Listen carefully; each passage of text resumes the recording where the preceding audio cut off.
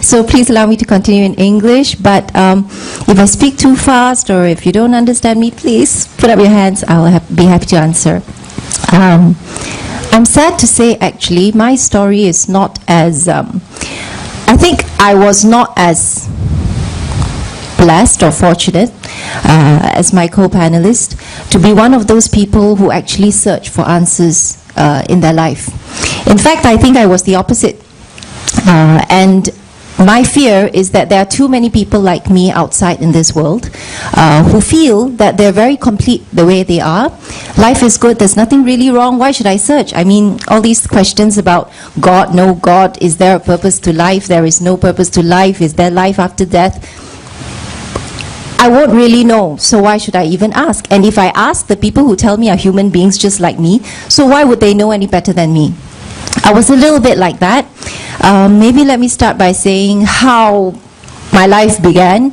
I was born, alhamdulillah, into a wonderful Buddhist, wonderful Chinese family who happened to be Buddhist. The usual, not Buddhist in the true sense, which I later learned. They were just, basically my mom grew up praying to the idols because my grandmother taught her to, and probably my grandmother was taught by her great-grandmother too. But she didn't really know why. And certainly if I asked her things like, Mom, so what's the purpose of life? She wouldn't be able to really answer me because she wouldn't really know anyway. But just do it lah, you know, because grandma does it, so you better do it, kind of thing. And I'll be like, okay, if I don't do it, then I'm not being a good daughter. But that was it. Alhamdulillah, my life was very smooth. Through school, I had good grades. Being Chinese, what else is there, right? Do well in school, get a good job, buy a big car, buy a nice house, have kids, and you know, you will be happy. That is the mantra. So that was my focus in life as well. And I was gauging my life as being very successful. Because according to that mantra, I was doing well in school, I graduated, I got a good job. My job was in fact very interesting as well. I got to travel a lot, I got to meet people from high society. Alhamdulillah, finances were good, everything was fine. I had a good job, I thought popular. So I actually had no emptiness in my life, and frankly, sadly, I never felt that I need to look for something, right? Because to me, religion was something that people who needed some spiritual fulfillment would look for it. Maybe because something happened to them and they feel like they needed answers, or they felt empty inside. Partying every night and then they feel empty inside. I didn't have any of that, so I thought I was fine. When I was in university, I decided since I was born Buddhist, I should find out more a little bit about my religion. So I joined the Buddhist Society and I learned about Buddhism. And I thought, yeah, it makes sense. And Buddhism is a very practical kind of religion. It teaches you about principles of life, detachment, don't get too attached to material things. Everything made sense. But there was one thing that was missing though. It didn't bug me, it didn't bother me, but it was missing, and I didn't realize it was missing. From the time my mom would make me kneel before that altar and pray, I always believed in God. I didn't know how I was supposed to pray to Him. I didn't know the way I was doing it was wrong, but I knew that there was a God. I didn't believe that there was no God. And Buddhism didn't answer that. It didn't tell me who God was, because actually, if you read into it, Siddhartha Gautama never said, the founder of the Buddhism, never denied the existence of God. It's just that the principles of Buddhism don't deal with the Creator. They don't talk about whether or not there is a God. It just talks about other things. So I was fine, life was good. And then, some years later, alhamdulillah, Allah destined that I would be introduced to a Muslim who himself was a revert, and he was running some Islamic classes at his center, and I was very surprised because he became Muslim when he was a teenager, and by that time he had been Muslim 30 over years, and he was having classes in English. So first of all, that was a shock to me, because I thought Islam is Malay, right? How come there's Chinese people like teaching Islam in English? So, and then I went to the classes, and then there was like, oh, it's all Chinese people. And then I saw, oh, Indians. And then I saw Mat Saleh. So for the first time, it struck me that Islam was not Malay. And then I said, okay, fine, let me go find out what it's all about. And frankly, I was shocked. I was very, very shocked to discover what I discovered about Islam. It answered questions which I never thought to even ask myself. And that when I realized, when I had the answers to it, and I realized if I had asked, I couldn't find the answers anywhere else. And I can tell you, I'm a lawyer by training, by the way, so I am trained to think logically. I am trained to ask a lot of questions, and I'm trained to never be satisfied with anything that is illogical. So if you try to tell me something, if I try to ask you something and you answer me something shady or wishy-washy and say something like, you know, it's kind of like this, but anyway, don't ask too much, you just believe, that is something that I would never have been able to accept. And Islam, the Islam that I was taught, the Islam that I knew, encouraged questions. It was never afraid of questions, like in case, you know, they didn't have the answer. And to me, that meant it was true, right? Every question that I had, they always had the answer. And the answers were so logical, reasonable, and amazing that every time, the more I asked, the more I was sure that this religion is from the one who made me, the one who created me. I was very surprised, and I think it was a slow process as well. It wasn't like, overnight hidayah, you know, I want to become Muslim. It took me a while to learn, but eventually I came to a point where I kind of decided that I couldn't deny it anymore.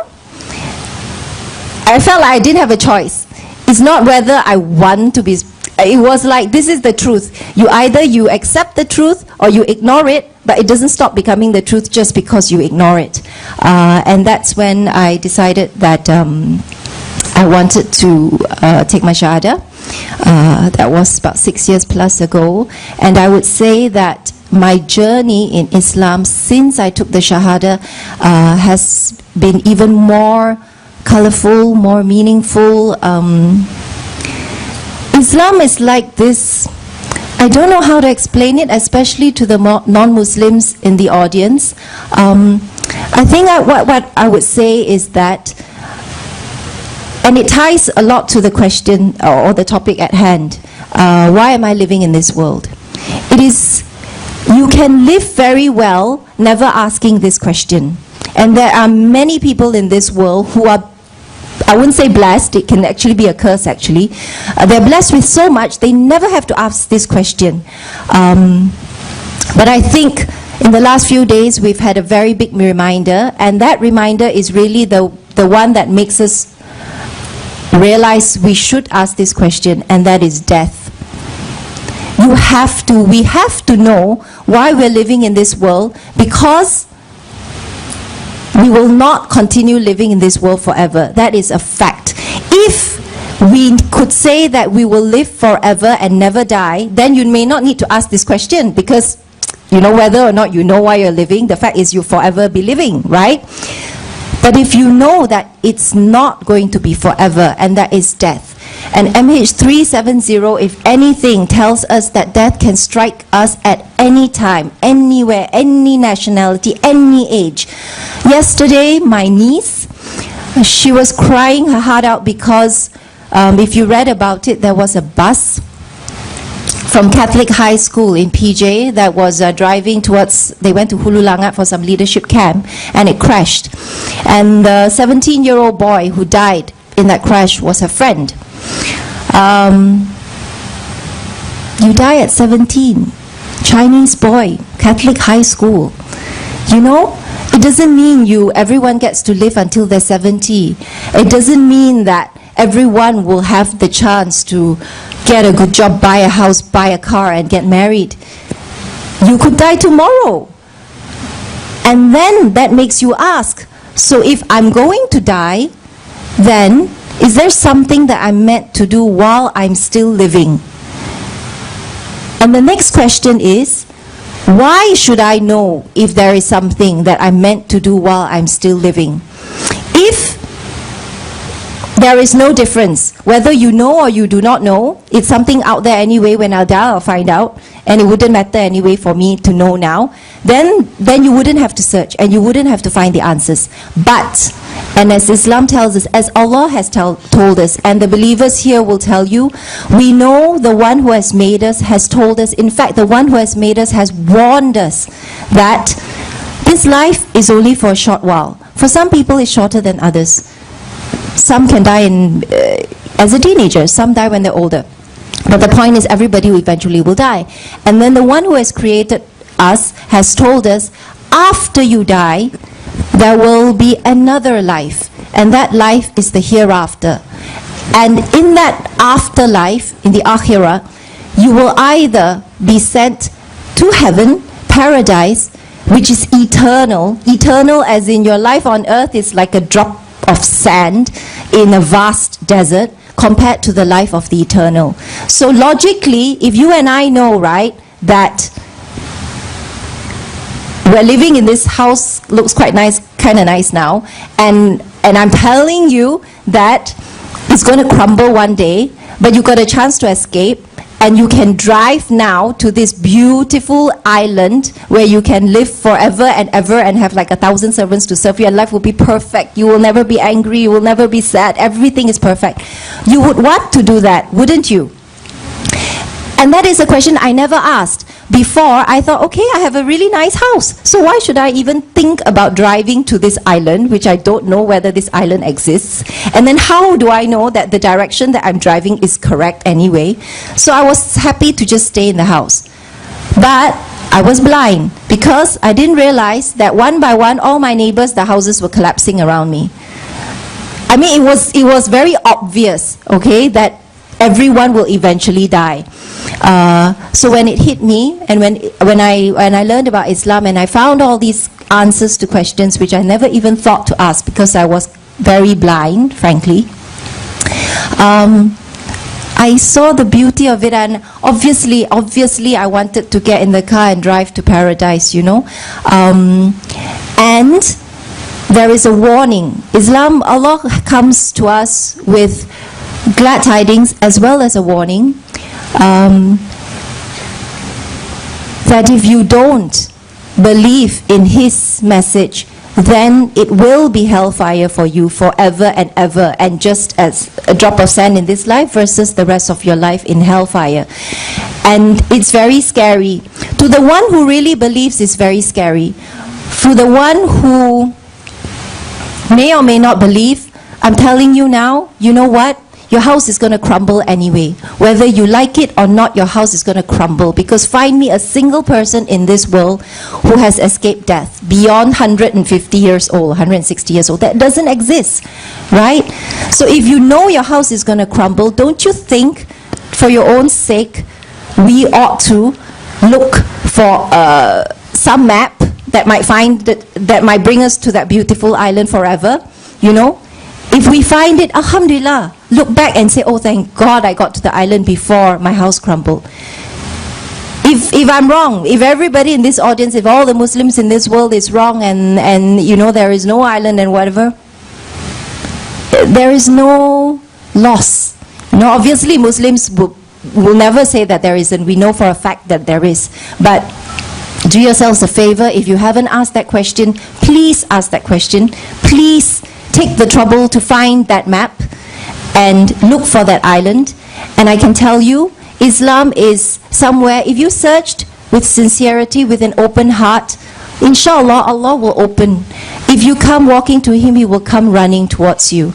And I also want to say, having found the meaning of life, or the reason why I'm here, I'm very worried, because it's not like you hop in the car and definitely you get to the island, you know.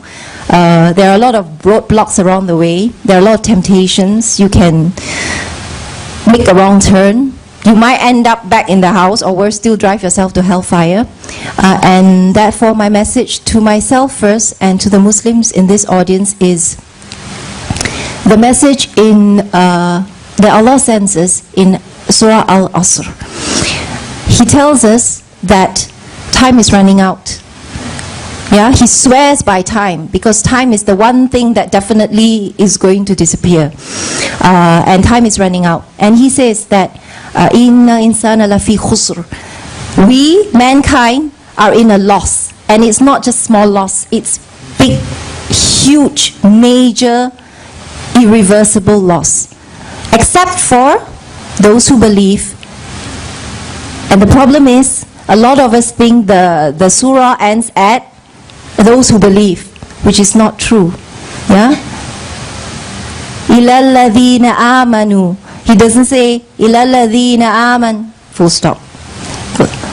It goes on, وَعَمِلُوا الصَّالِحَاتِ وَتَوَاصَوْا بِالْحَقِّ وَتَوَاصَوْا بِالصَّبْرِ.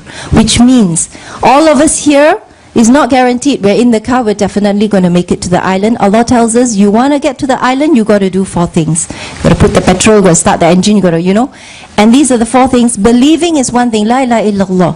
But the other thing that I want to remind myself first, and I really hope that I will stay on the right track until I die. Secondly, amilu solihat, do good deeds. And doing good deeds doesn't mean just going to the masjid to pray. Yes, alhamdulillah, that is the shield, that is what protects us, salah. But certainly it is not the end of it. And good deeds, mashallah, Allah has told us so many. He's given us the kitab to tell us all the kind of things that He considers as good deeds. Salam, smiling to your parents, being a good daughter, being a good son, being kind to your friends, picking up rubbish from the road, all of this is righteous good deeds. But we have to do it. We have to do it every day, because there's 4 conditions. It's not just one condition. La ilaha illallah, full stop. Thirdly, he tells us, وَتَوَاصَوْا بِالْحَقِّ, calling others to the truth. And this is something that I feel really sad about, because as a revert, I feel that when Allah gave me hidayah, He gave me this huge blessing that there is nothing in this world that can compare to it. If He did not have mercy on me and guide me to Islam, I would be lost forever. And I am sad to say, until that day that I went to meet that person, the Muslim revert who taught me about Islam, nobody ever taught me about Islam. I had many friends. I had a lot of Muslim friends. Yeah, maybe not too many, but enough. Not a single one told me what Islam was. I did not know about Tawheed. Nobody told me don't pray to the idols. Nobody told me that there is only one God. Nobody told me I had a chance to get to paradise, and if I didn't believe that I would go to hell. Nobody warned me. And that is something we as Muslims must remember. Third condition, calling others to the truth. It is a condition. It's not, if you like it, do it. If you don't like it, that's fine. It's not. Yeah, it's an obligation. And I would encourage all of us here today, those of us who have that gift, it is very selfish to keep the gift to yourself and not share it with others. Even convey one ayah. That's what Rasulullah sallallahu alaihi wasallam has advised us, right? You don't have to be an ustazah or ustaz or sheikh. You just need to be able to tell your friend a little bit through your akhlaq, whatever it is, just that attempt to call others to goodness. And finally, وَتَوَاصَوْا بِالصَّبْرِ, patience. Yeah, patience. There will be trials, there will be hardships. Yes, we have to bear it with patience. And also in the field of da'wah, hidayah comes from Allah. Our obligation is not to make other people Muslim. Our obligation is to try to convey the message and then be patient.